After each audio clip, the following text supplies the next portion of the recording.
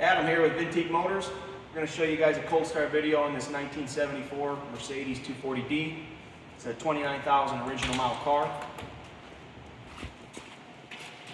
If you're not familiar with these old diesel Mercedes-Benzes, turn the key on, give it power, and here's where you'll pull for the glow plugs to warm up the oil, and then right here's your burner.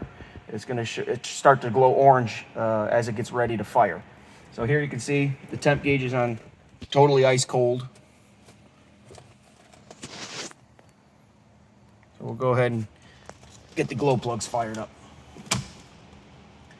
You guys probably won't be able to see the burner glowing orange, but let's see if I can grab the camera. Maybe we can capture it for you guys.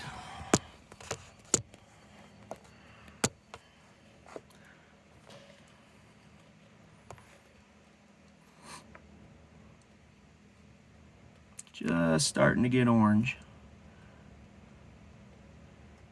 Yeah, now you can see it good in the video here. So give it a couple pumps of the gas.